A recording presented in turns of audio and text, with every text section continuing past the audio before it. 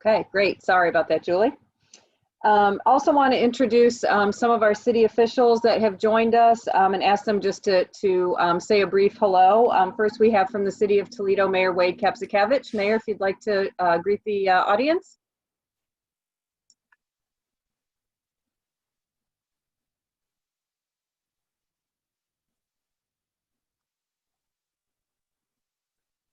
Yeah, thank you, Wendy and the Chamber for putting this together. This is, I think, maybe the third similar conversation that the Chamber has brought together to help different types of businesses in different areas deal with the situation that, the unusual, unprecedented situation that we're in. And it just strikes me what a valuable service the Chamber provides to its members, and this conversation is another part of it. I know that we have a couple people on our team who are on this call. I believe Brandon Selhorst and Sandy Spang from our Economic Development Department are with us. There's a number of things we'd like to talk about. We'll probably get the chance to do so, not the least of which is the rent assistance program that we're trying to push through City Council. And we think Council will pass it on Tuesday is our hope. And if so, that would free up $2 million for low and moderate income renters who have fallen behind in their rent to get aid and, to the point, start paying their commercial realtors and landlords, in a way that would keep them in their place and I know help sustain your business model. So number of things like that I know we want to talk about, but I'm more than anything else just glad to be here participating in the conversation. So thank you, Wendy. Great, thank you, Mayor. And from Lucas County, we have Commissioner Pete Gerken. Good morning again. Thank you, Wendy and the Chamber. I'm really here to listen to hear what you guys are hearing from the ground as reopening has started. I don't have the same horsepower as the mayor. You just get me, commissioners. So we're leaner than that this morning. But as Mayor Kapsakevich said, some funds are coming to us locally that can help on rent and some assistance. The city's money is very key to this, a couple $1 million bucks, but it can only be spent in the city of Toledo for qualified residents. County has, and the Homelessness Board, some other agencies. We have separate and connected, everything's connected, but separate pots of money that we can probably help for those just outside the city borders. And we know that the rental piece is not just a city problem, but it's a county problem. Not quite as much money as the city got from CDBG, but certainly really interested to hear what's going on out there. And I say that also with an eye to the future. I know I was talking to the treasurer, Lucas County Treasurer Webb yesterday, and she's preparing tax bills to go out on commercial real estate. We're with some anticipation of how those tax bills will be received and returned, knowing where we're at. So really want to hear what you guys have to say so we can make our expectations correct. Thank you. Thank you, Commissioner. Appreciate your support and partnership. We do have some members of the media on the call as well, so I want to welcome them and thank them for everything that they're doing to push information out to the public. It's much appreciated. Wanted to take a minute to go over, I'm going to share my screen here. This usually works. And just, here we go. Take a minute to run you through our website. If you haven't seen it, there's a lot of great information on the Chamber's website, and we encourage you to take a look at it. If you go on our homepage, it looks very different than it did a couple of months ago. You can hear about our Reboot initiative or find out about it by clicking on this icon. You can reach out to our staff. From here, you can reach out to our Small Business Development Center, which is really sort of the core of the Reboot initiative. Our SBDC is funded by the state and the U.S. Small Business Administration. They provide no-cost, confidential, one-on-one consulting to businesses. Generally, they're to start a business or to expand a business, but also when businesses are facing specific challenges, like indeed many are today. So feel free to reach out if you have customers, vendors, tenants, who are really struggling, please ask them to reach out to us. You do not need to be a member. And as I said, it is free of charge and extremely confidential.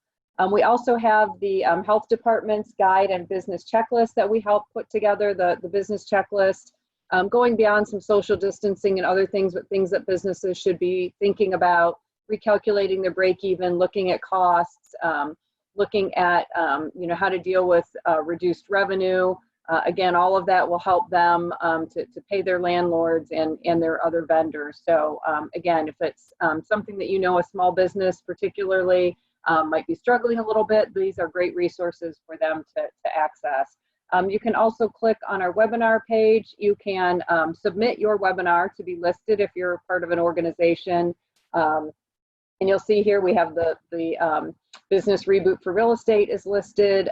We also have some other seminars that are coming up, and a lot of our partners we've asked to put some of their information on here as well.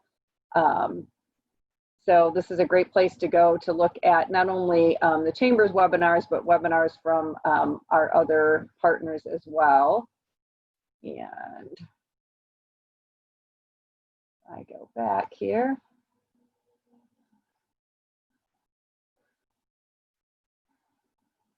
Okay, that's in my way.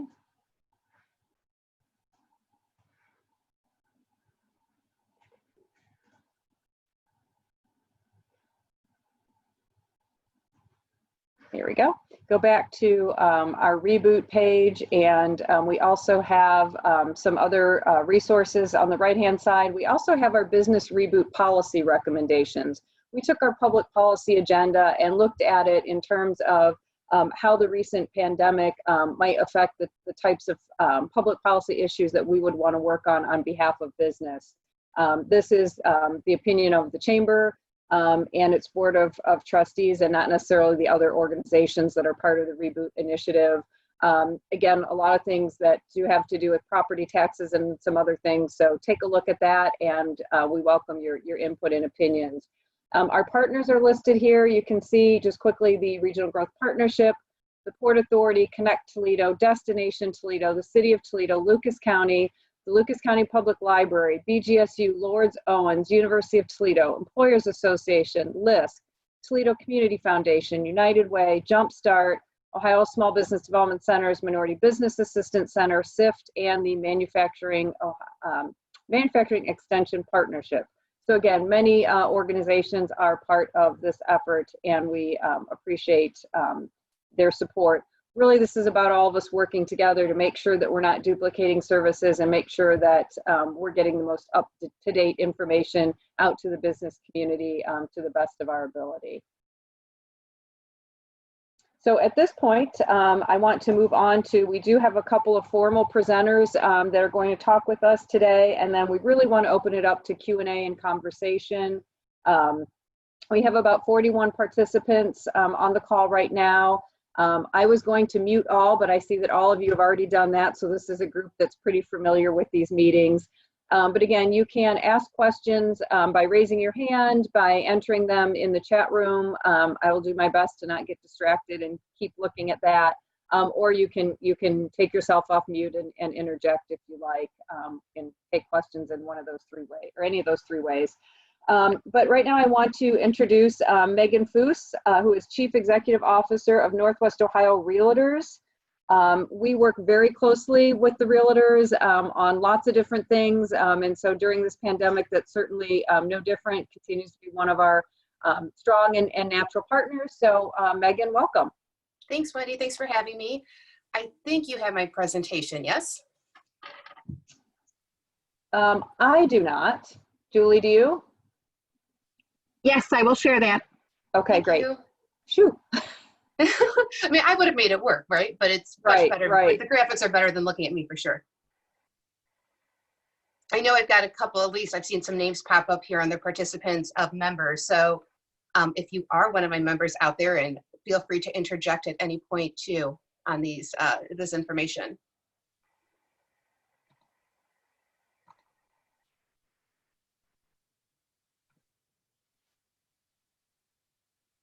This is where Brian, maybe are going to need to tap dance here.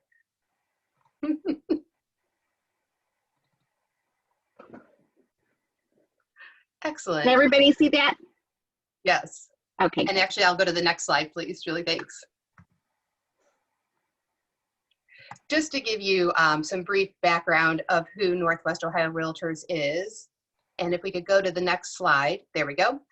You probably know us more likely as the Toledo Regional Association of Realtors, which is what we were until the end of last year, the beginning of this year, when we merged with the Northwestern Ohio Board of Realtors, which served the western counties of Ohio, and the Heartland Board of Realtors, which served Wyandotte and Hancock counties. So because with that merger, we are now Northwest Ohio Realtors, and we serve 1,800 members in 10 counties of Northwest Ohio.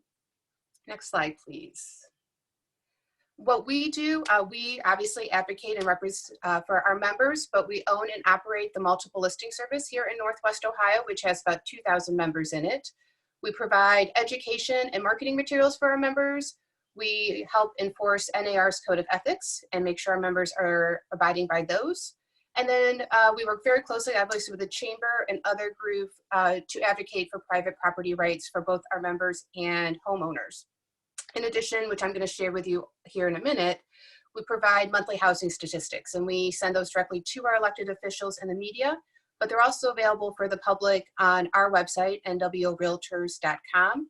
And we break them out by county, but we also break them out by zip code and area. So if you want to know what's going on in your particular area, those are always updated, usually by the 15th of the month, sometimes earlier, just depending on when the stats come out. Next slide. So real estate was fortunate enough here in Ohio, on behalf of a lot of the advocacy work done at the state, to be considered an essential service. Unlike our friends in Michigan and Pennsylvania and Indiana, who actually had to wait quite a while.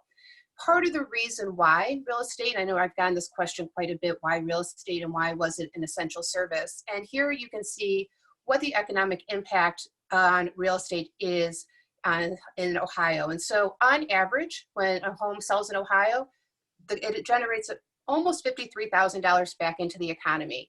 And some of those are based on new construction costs. Some of those obviously are when you purchase a home and you need new furniture or you need new paint and things like that. They also then come in commissions and other parts of the transaction that obviously benefit from that transaction. Next slide, please. You know, our members are obviously very important to the transaction, and so we're always here to advocate them. And I know, and I think it's really important for the consumer, especially those who are getting ready to buy and sell, to understand the true value that an agent brings to the transaction. And so this is a national average, but what you can see here is that for someone who sells their home by themselves, and they're selling it to someone they don't know, on average, they're getting $60,000 less for that home. So the agent, even though I understand the commission, they really truly do get the home seller the most value for their money. It goes even further if that home then is sold to someone that the owner knew. Next slide, please. So obviously, like everyone else's presentation, mine has changed dramatically since I first created this presentation earlier this year, and I was doing it for groups. We get a lot more into the numbers and what we thought this year would look like, and well, that has changed. So here on real estate, no one quite knows what it's going to look like. I think we need probably at least through May, probably through June to really understand. But they're predicting one of two scenarios. So one is a V-shaped scenario where we've had a pretty significant drop, which I'll show you kind of in April. But that's going to recover towards the end of the summer, probably in the beginning of fall. The other scenario is that it's more of a U-shape where we kind of continue the slow downward trend through probably early fall, and then we'll see things picking up here in the mid-fall. If we look at the numbers, I unfortunately can't pull May's numbers because we pull real time and they would not accurately reflect last year's, but I can show you here in the next slide what we looked at in April. So these are for Lucas and Upperwood County, which includes Perrysburg, Rossford, and Northwood. And like I said, a lot of the stats too, if you want to see particular parts of the city or if you want to see Sylvania, those were all available on our website. But if you look we were fortunate because the beginning of the year was a very strong year. So year-to-date numbers weren't affected quite as badly. If you look year-to-date as of the end of April, sold units were down 6%, But for those of you who are looking to sell, average and median sales prices continue to grow, right? Kind of supply and demand. We did notice a slight increase on the days on market, but that was kind of to be anticipated as this new way of how do you do closings and how do you kind of complete the transaction. Next slide, please. What I will point out though is, while there was a decrease in sales, and that was, to be anticipated, it wasn't very dramatic. It was only 6%.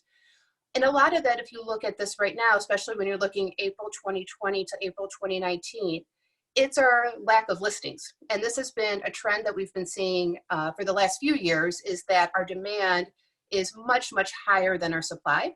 And this was true even when you're comparing April 2020 to April 2019. Our new listings were down 49%. Again, anticipated, right? People are a little nervous about having people go through their homes, trying to clean that.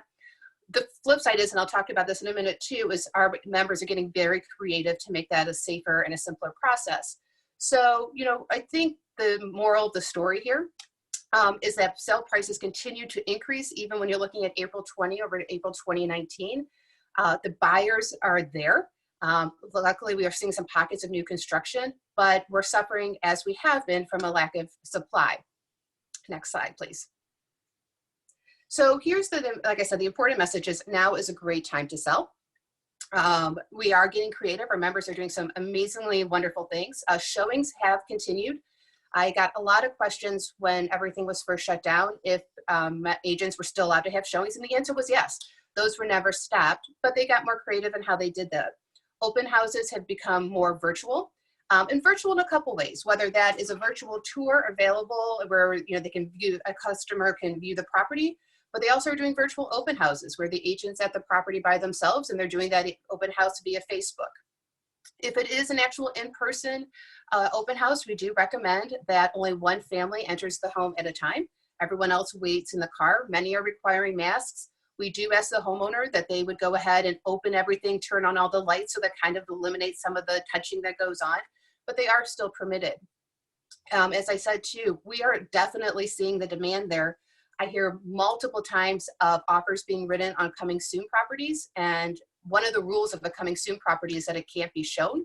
So members or buyers are out there writing offers just by the pictures that are online. And then, when that property does go active, there's multiple offer situations there. Things have changed a little bit in the process, and one of those obviously is lending. While there, it is an awesome time to buy, obviously, because rates are probably as low as they've ever been. But some of the criteria is getting stricter depending on what type of financing you are doing. So I think the homeowner and the buyer and the seller need to be aware of that, whether that is a higher credit score, whether that's a higher down payment, whether that's proof of funds now actually at the time of closing as well, instead of just a type of application. If the borrower has been on any type of unemployment assistance due to COVID, they may need a letter stating when they're going back, what their funds are going to be.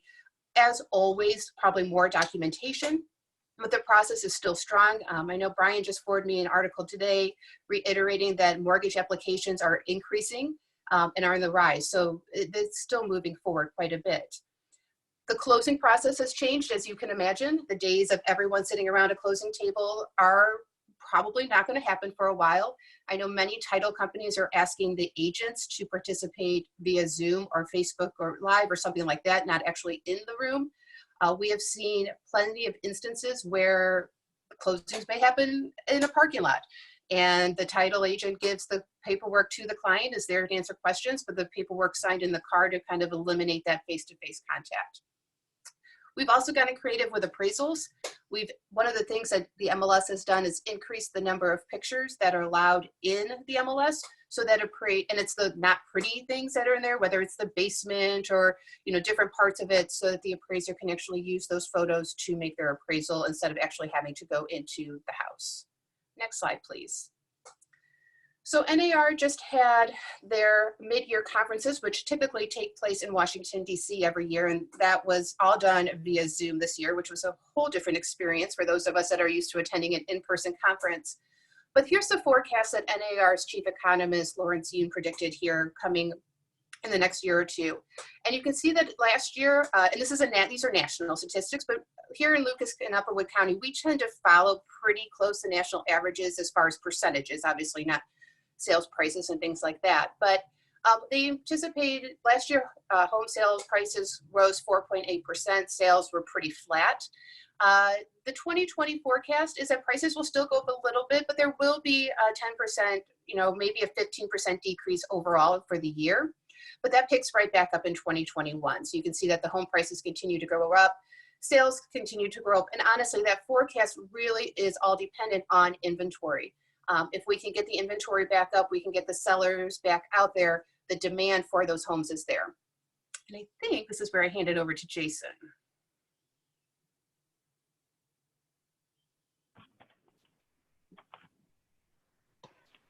Jason, will you be sharing your screen or do you need me to do that for you? If it's okay with you, I'll go ahead and share my screen. Okay, perfect. Thank you, Julie. Thank you, Megan, very much. Thank you, Wendy. It's an absolute pleasure to be here today, and I greatly appreciate the opportunity to speak to the group. I'll warn everybody ahead of time that I'm used to presenting on my feet, and so we'll see how this goes. So please bear with me as I move through this. I'm going to start off with a few basic stats within two specific sectors, and then move on from there to what we think we know about the national and local trends returning to work amid COVID. We're seeing activity slowly resurge after quite an expected drop-off. Showings, closings, appraisals, et cetera, for all intents and purposes are mirroring have mirrored the residential markets as Megan touched base on. And let's see, screen share.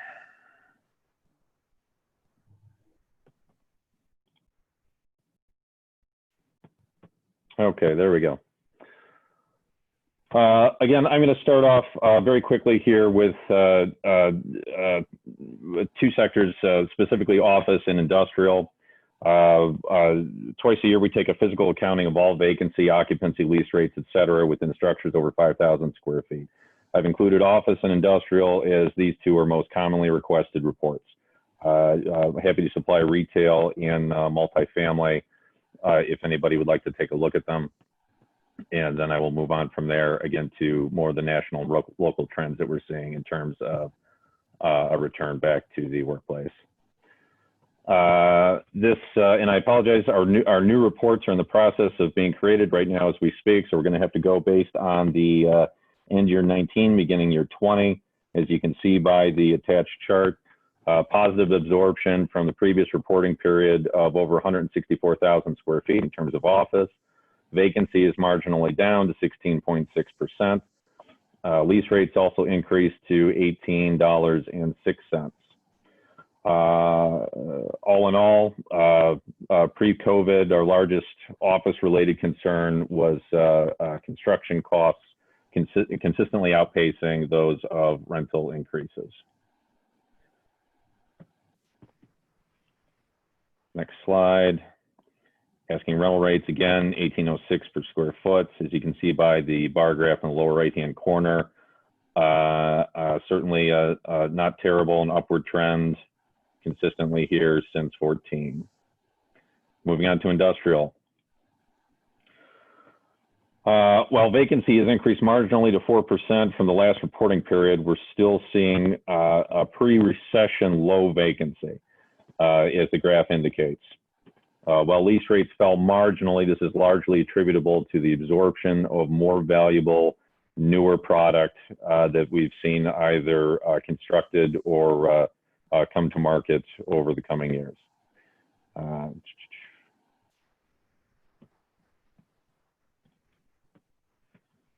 As you'll note in the lower left-hand graph, year-end construction in 19 showed tremendous growth. All in all, very positive as we continue to see demand for newer products, specifically the tilt-up, high bay, clear span projects that you're seeing going up out at the former Chief site and most recently the airport.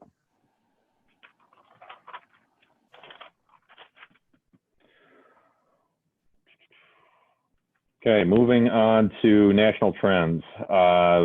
This information was gathered from CV Richard Ellis. Specifically, they had performed a survey of privately and publicly held companies, landlords, small businesses, total literally billions of square feet of both office, warehousing, logistics, and manufacturing space.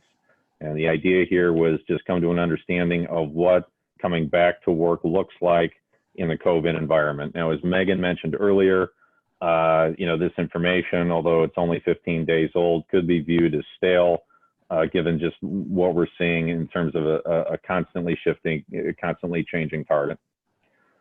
Social distancing. 45% of the companies will follow guidance from local governments and health agencies on social distancing in workplaces. Another 34% have set their own global standards that may exceed local guidance, most typically requiring at least 6 feet or 2 meters of separation. Face coverings. 59% of companies will provide face coverings for their employees. 28% of companies plan to require face coverings at all times and at any company property. A larger portion, 42%, will require face masks at only company facilities where mandated by local government or health agency guidelines. Visitors. Only 21% of companies will allow visitors to the workplace in early phases of reopening. Health screening. 45% will require off-site self-screening for COVID-19 symptoms by employees before they arrive at the workplace, while 13% will conduct screening of employees on-site at every facility. Of those visitors, 35% will screen visitors on-site. Reopening timeline. Only 20% of companies intend to reopen as soon as government restrictions are lifted. A larger portion, 42%, will do this after their internal standards are met. And again, this is a changing target. Reopening approach. 72% of companies will conduct a phased reopening with defined percentages of groups of employees admitted over weeks or months. Meanwhile, 52% expect to give employees the option to work from home for the foreseeable future. I'm going to touch base on that here in a second. Although this will vary widely by industry sector, any type and type of operation. Space preparation. Among the most common steps companies have taken to prepare their workspaces include installing signage, 82%. Establishing space use policies and guidelines for social distancing, 78%. Outlining social distancing zones with floor decals and other reminders, 74%. And reconfiguring furniture layouts, 61%. Now, in the time that this report was created, specifically within the tech industry, and I'm sure everybody's reading about this, Silicon Valley, San Francisco, several companies have stepped up to mirror or exceed what I've just read within this report. Under work from home criteria permanently, that's the option that employees will now have the option to work from home permanently. The following companies have made those announcements, and they include Twitter, Square, Facebook, Shopify not planning to open their offices until 2021, Coinbase, Upwork. Remote until fall include Amazon, Microsoft, Slack, Capital One. Remote until the end of 2020, Google, Box, MasterCard, ClassPass, Zillow, Salesforce. And I should note that every company just mentioned is offering more of a flexible plan in which employees will have the option to work from home. They're exploring the possibility of alternate compensation by way, that is, if you're leaving the areas where these companies are largely based to an area where you're seeing a lower cost of living, their pay scale will be affected appropriately. Moving back to just some of what we're seeing here locally in terms of prevention and safety, as again, we come back to the workforce, and many of you are seeing this on day-to-day already. Many of you being essential employees have seen this as it's progressed. Moving from Edison Plaza to One Seagate out to Arrowhead Properties, we're seeing signs on entrances and exits indicating masks are required. Hand sanitizing solutions at lobbies, desks, entrances, elevator lobbies, common areas. Janitorial day porters are sanitizing high touch point surfaces 3 to 4 times a day. These surfaces being elevators, elevator buttons, handrails, entrances, exits, et cetera, limiting elevator capacity depending on the capacity and exposure time. This is another example of a moving target. New data seems to indicate that as long as everybody's masked, you can be in that confined environment for up to 5 minutes. Again, that could change. Floor decals and covering indicating appropriate distances. My understanding is that within Edison Plaza, they're even color coordinated, which that was a very nice touch. Whenever possible, HVAC filters are being upgraded to a minimum of MERV 13, depending on the capacity, age of the unit, design of the unit. HEPA air filters have been installed. Airflow has been increased through dampener control. I've rambled on here for about 10 minutes, barely breathing. At this point, I'd like to hand it over, and if there are any questions, I'm happy to take a shot at it.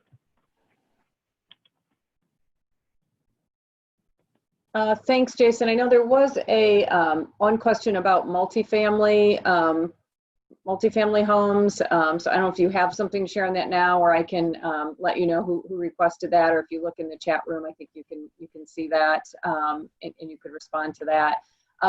So we will come back to questions, but I want to ask from City of Toledo whether or not the mayor or Sandy Spang want to talk a little more in depth about the rent assistance program, or Mayor, did you cover that?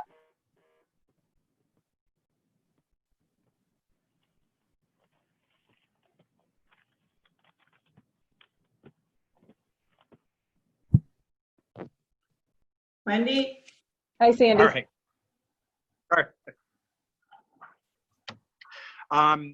Yeah, I touched on it at the beginning, but I will, I think I can repeat for late joiners and then maybe ask Sandy or Brandon to fill in details if I've gotten it wrong. But the City of Toledo received I think it was $4.4 million from the federal government in COVID emergency CDBG funds. $1 million of that we put into a program to help micro businesses.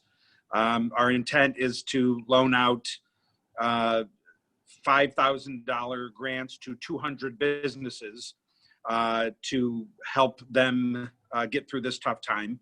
But we envision taking of the remaining 3.4 million, 2 million of it, and using it to provide assistance to low and moderate income renters who have fallen behind on their rent.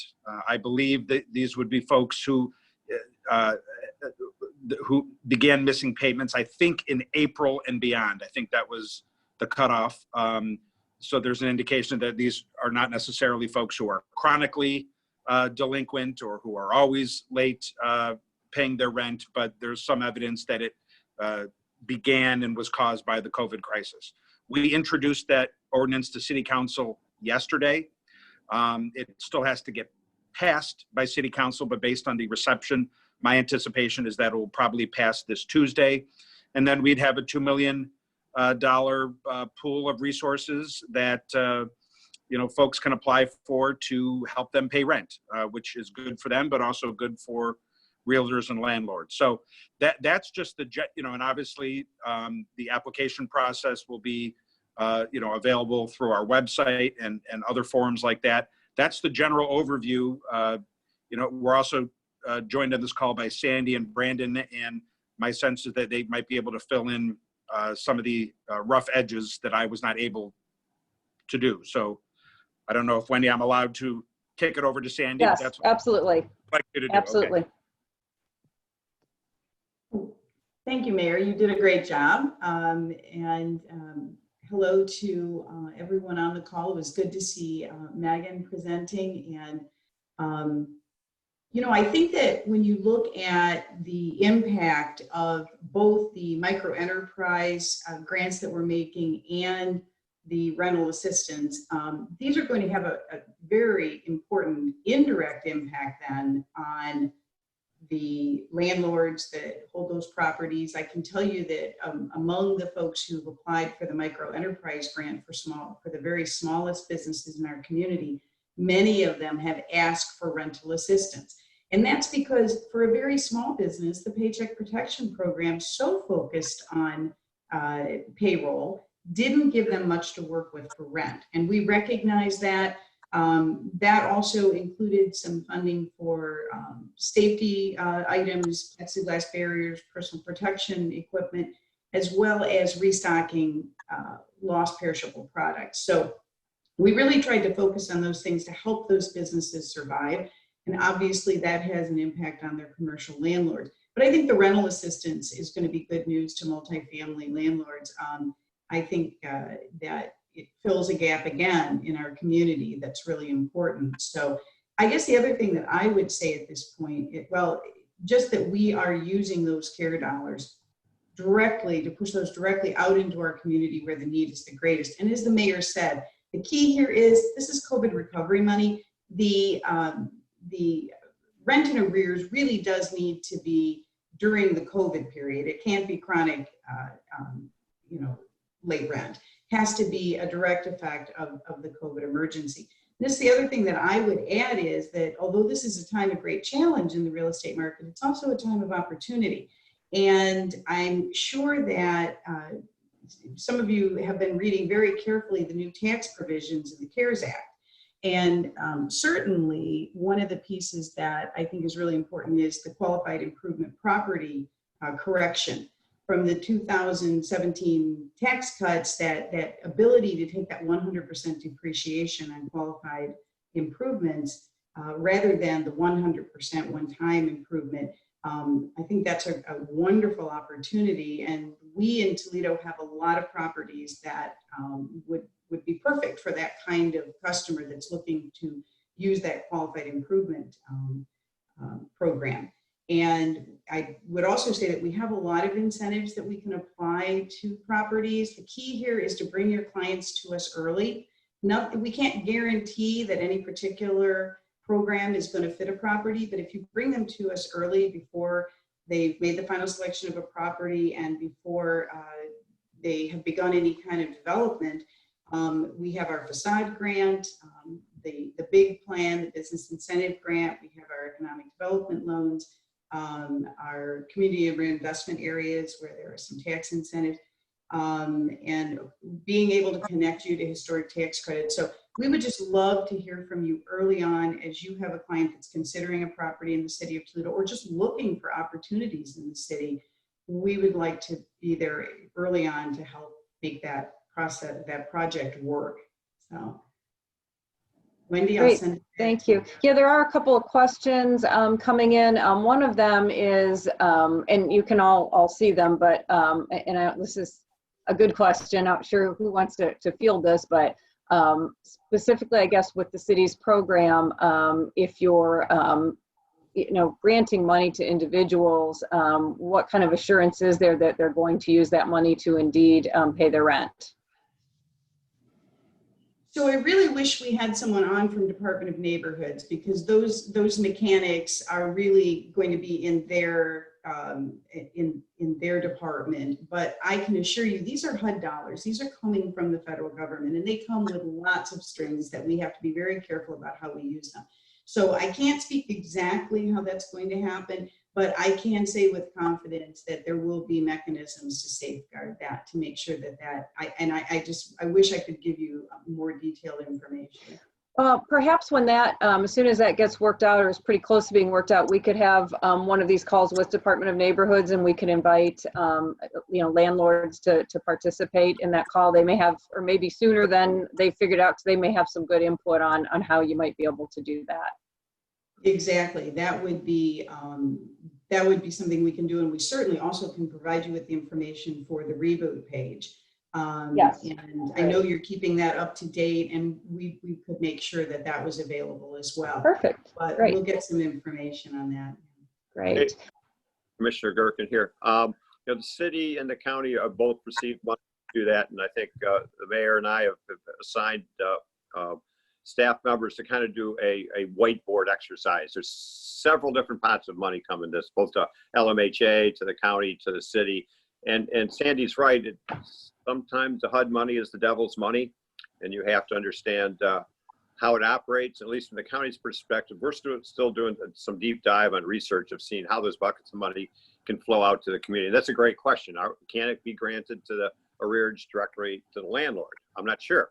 Those are the questions that we're trying to whiteboard out and find out how it flows. But you'll also see an announcement next week that we have finally been able to fund a landlord-tenant mediation service that we haven't had ever, I think, for years. And that's kind of that may be even more effective now as there's questions about how the money gets distributed, who gets it, how are they going to pay it. Our goal is to keep the landlords out of foreclosure first. There's a way that we can bring parties together with the information that's still unclear. And I want to be, at least from the county perspective, and maybe the city has a little clearer one. I'm not quite sure how these funds can flow through all the channels effectively yet. And it may be different for the county residents than the city residents. But we are working together, and I don't think Sandy or the mayor would disagree that we're trying to make sure this is an effort that flows across the region. We can pick up where other boundaries lay off, but I'm not sure yet exactly how it works. We have it. It's the how it works piece, but we are going to launch a landlord-tenant mediation tool that hopefully will be a first step rather than foreclosure or eviction process to do that. You'll see that announcement next week. Great, thanks. Other questions? That's the best part of this is you never got to see anybody's dogs or children in meetings before Zoom. So that's awesome. All right. No problem. That's what makes these a lot more interesting and feeling like you're actually with folks and making a connection. So that's great. The only other question I'm seeing right now is when the courts are going to reopen for non-payers previous to COVID. No, anybody's I believe that's been pushed at least to the middle of June at this point. I can't say with full certainty, but it has been may have been June 15th now. I'm educated guess. Okay, great. There aren't, or as people are thinking of other questions, I'll ask one to Jason. We are hearing about, when people are going back, and we heard this morning in our chamber board meeting from a large company that, productivity went up when people started to stay at home. In putting you on the spot here, and a lot of this will be your opinion, so I don't think that question was necessarily asked. Is this sort of a short term, wow, we were all really productive, and perhaps for the long term, we'll find that that's problematic? So businesses won't necessarily be putting their headquarters up for sale? Well, we just don't know. It's a mixed bag, and it's company specific. As you mentioned, we had recent conversations with a large employer in the Holland area that stated very plainly that initially they had lost some business right out of the gate, but then very quickly figured that they had very large groups of people that worked, in fact, more efficiently from home. And whereas going into this, they were looking at expanding their office footprint further, now they're contracting significantly.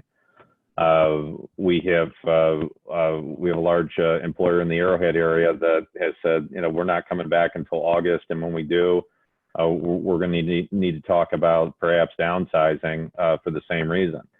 Now, that is not the case unilaterally. We, for every one of those companies, we're discovering that there are companies that, for whatever reason, they just do not work well from home or remotely, and if we're going to maintain social distancing within the workplace, now you're going to require a greater footprint. For years and years and years, we've increased the number of people that we're dumping on top of each other in space. If you look at our suburban office buildings, many of them when they were built had a 4 per 1,000 parking ratio, which was fine at the time with these large, expansive, what we refer to as ego offices. And now we were approaching the point where our requests were for 6 per 1,000 and above, and the requirement for square footage was getting as low as 80 square feet per person. If this continues, if we're looking at COVID long term, those companies that can't work from home efficiently, they're going to have very little choice but to increase their footprint. But again, that's a guess. Okay. Truthfully, Wendy, we're still trying to figure it out. So again, we'll probably see a lot of movement in the market, a lot of properties changing hands as some contract and some expand. And then I wonder how, Megan, you could comment on this, how then that will affect the housing market if you've been working for 2 months at your kitchen table, your employer tells you, okay, now your job's permanently from home. I would assume those larger homes with home offices will become more sought after. Yeah, I mean, as I'm sitting here with my husband working at the dining room table, and I'm up in my bedroom with a child in bed on his, electronics. And that's actually part of what Dr. Yoon was talking about last week at the conference, that, there was such a migration to the city center, and, whether it was apartment or loft kind of multi, homes like that. And homes were traditionally getting smaller if you look around even at some of the new bills that are going on. And so, yes, there's a lot of studies that are saying, should this happen, we'll be moving back to the suburbs, or even out a little bit farther than that, and going a little bit more larger so that you do have 1, maybe 2 home offices, depending on how that looks like. So I think it's probably too early to tell. But I mean, there are some studies already showing that people are shifting where they're looking and what some of those needs are in the home. Great. I think the other thing, at least in the short term, that's going to really play into all of this, from what we're hearing, for those of us with, with children, that figuring out the whole daycare industry is really going to, I think, not allow some people to really go back to a 5-day office environment if they don't have arrangements for children. So that, I was really distraught for the restaurants, and we had the restaurant roundtable. And then when we did the daycare roundtable, I'm like, wow, I think I'd rather be a restaurant owner at this point. A lot of really significant hurdles and challenges for that industry. So, which again, kind of connects to everyone. Yeah. So that'll be interesting to see how that moves along. And I think we did have a question about, Jason, future of office and retail vacancies. I think we did focus on the office, but maybe talk a little bit about retail. Thank you, Wendy. And this is not specifically my area, but what we do know is that the impact on retail and hospitality could be devastating. We just don't know how and to what level at this point. It was predominantly the retail tenants that approached their landlords right out of the gate for relief. Now, depending on the position of the landlord and their lender, in many cases, they were able to provide that relief in one form or another, whether that was through the extension of leases or essentially a repayment over the next 12 to 24 months. But again, we just don't know, but it could have a devastating impact. You're seeing the quote, blue chip tenants like Starbucks who survived that 3-month period initially are now going to their landlord saying, hey, we need some relief. And I'm just using them as an example, but the more locally here, you look at all the expansion that you had in the Detroit market within the CBD.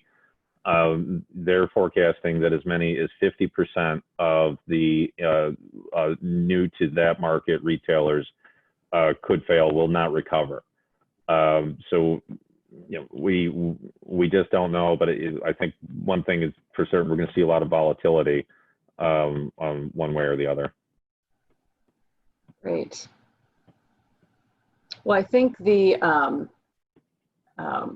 payments, that were the bonuses, or I'm sorry, I'm blanking on the term, but the incentive dollars that were sent out, if the empty shelves tell us anything, is that those worked.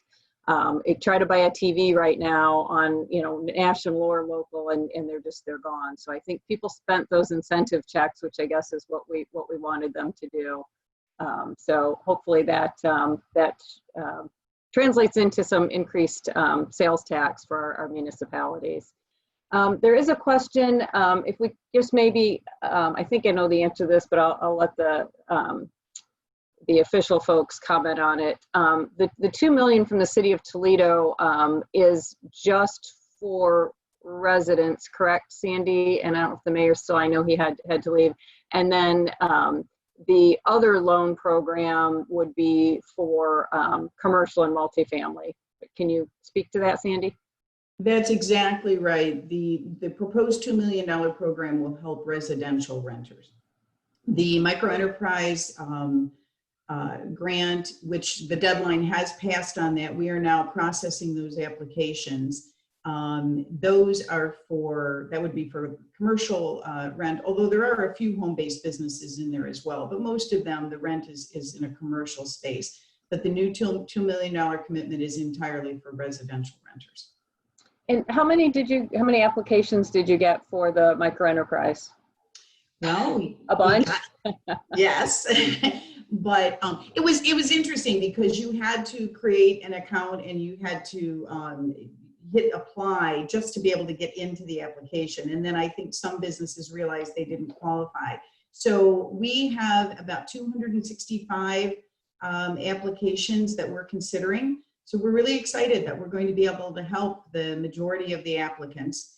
And it was really interesting too. I probably had conversations with about 75 of them, and you could see why. It was the structure of their business, the type of business. It just fell through the cracks of some of the other relief programs where they just weren't a fit for them, especially for that very small business. The SBA programs were really focused on payroll. And so that's a concern. We are still, talking to, not every restaurant is reopened. I think that would probably be something that folks on this call are aware of. We had a good call yesterday with some of the tavern owners. You can imagine their business model has to pivot. And so some of them are still working through that.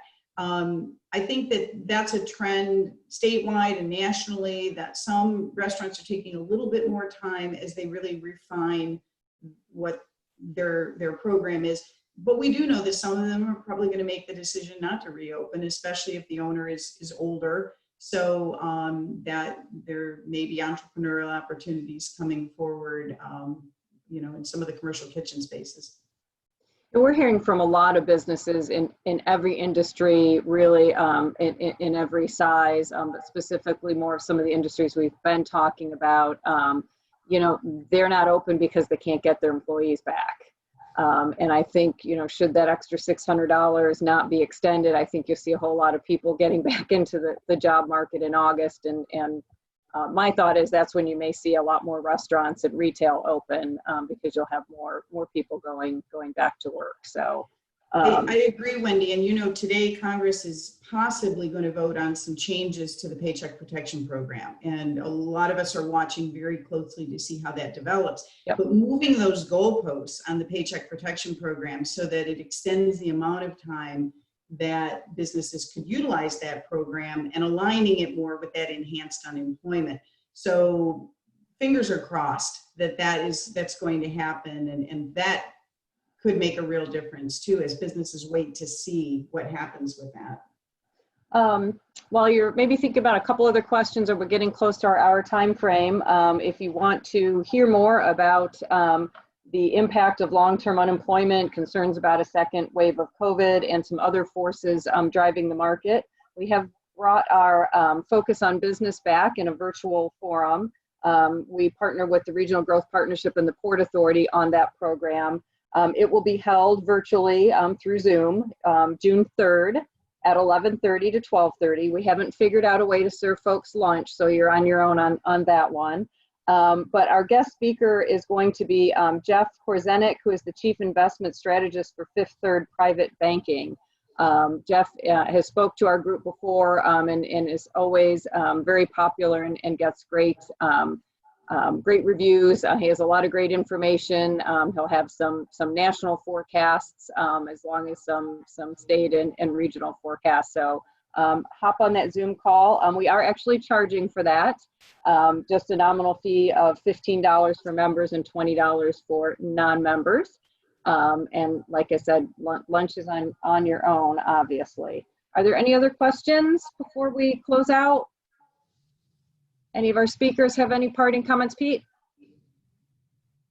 Could you take yourself off mute?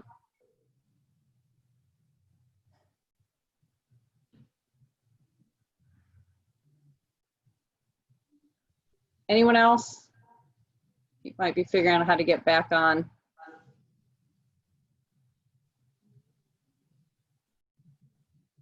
Or maybe he was waving goodbye, I'm not sure.